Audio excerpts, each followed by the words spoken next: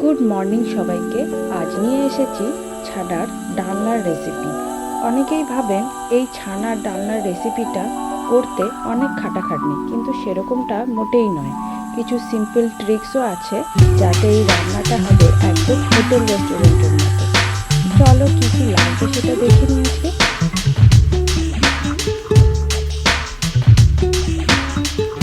প্রথমে ছানা নিয়ে নিয়েছি, এখানে পোস্ত, এটা ময়দা নিয়েছি, লঙ্কার গুঁড়ি, জিরে গুঁড়ি, ধনে গুঁড়ি, এটা এটা হচ্ছে হলুদ গুঁড়ি, এটা গরম মশলা গুঁড়ি, আর এটা ফোড়নের জন্য লঙ্কা, তেজপাতা আর গোটা জিরে। এখানে আছে কাঁচা লঙ্কা, আদা আর 3টে টমেটো নিয়ে নিয়েছি।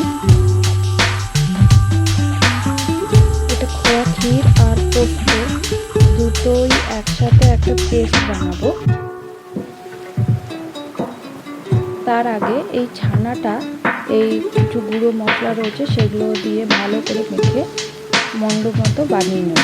তো লঙ্কার গুঁড়ি দিয়ে দিলাম, জিরে গুঁড়ি দিয়ে দিলাম, এবার দেবো ধনে গুঁড়ি,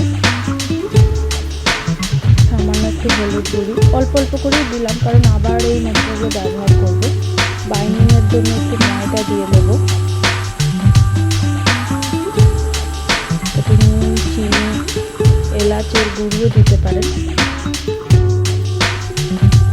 ভালো করে হাত দিয়ে মেখে নেব। যেরকম আটা মাখি আমরা, সেই রকম করে মেখে নেব খুব ভালো করে।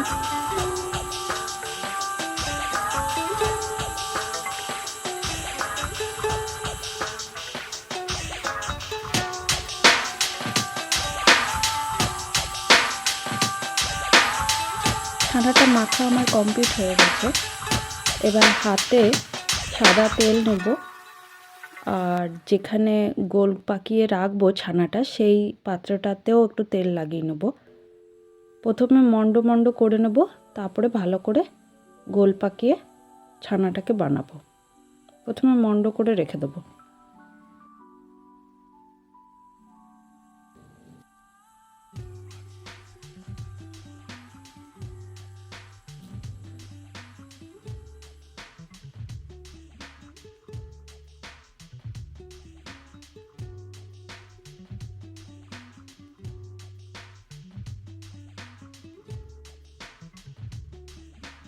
এরকম করে হাত দিয়ে চেপে চেপে একটু চ্যাপটা করে বানাবো। আমার সব ছানার মন্ডগুলো বানানো হয়ে গেছে।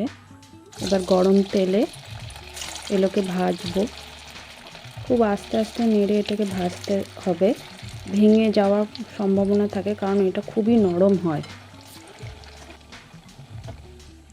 এরকম 2 পিঠ লাল করে ভেজে নিতে হবে।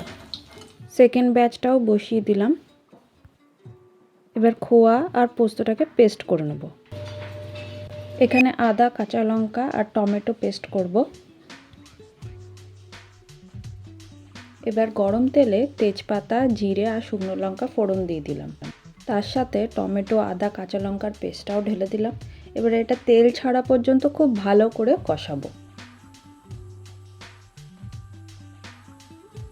এবার এর মধ্যে সমস্ত গুঁড়ো মশলা যেমন লাল লঙ্কার গুঁড়ো, ধনে গুঁড়ো, জিরে গুঁড়ো, হলুদ গুঁড়ো সব দিয়ে দিলাম। দিয়ে আবারও খুব ভালো করে কষাবো।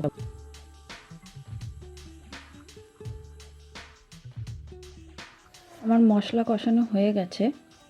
এবার খোয়া আর পোস্তর যে পেস্টটা ছিল সেইটা ঢেলে দেবো।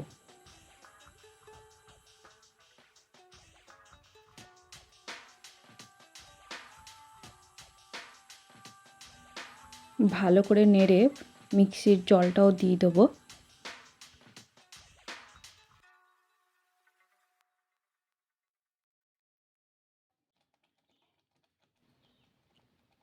ঘন হয়ে ফুটে এলে এর মধ্যে গরম মশলা আর 1 টেবিল চামচ ঘি দেব, কারণ ছানার বড়াগুলো দেওয়ার পরে এগুলো দিলে পুরো ছানার বড়াগুলো ভেঙে যাবে, সেই জন্য এগুলো আগেই দিয়ে ফেললাম।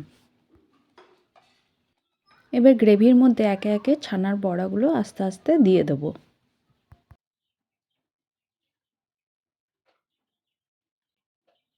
সামান্য গরম জল অ্যাড করলাম। খুন্তি দিয়ে না নেড়ে একটা চামচ দিয়ে আস্তে আস্তে করে নাড়ব। রেসিপিটা আমার কমপ্লিট হয়ে গেছে। এই রেসিপিটা যদি আপনাদের ভালো লেগে থাকে অবশ্যই একটা সাবস্ক্রাইব করবেন।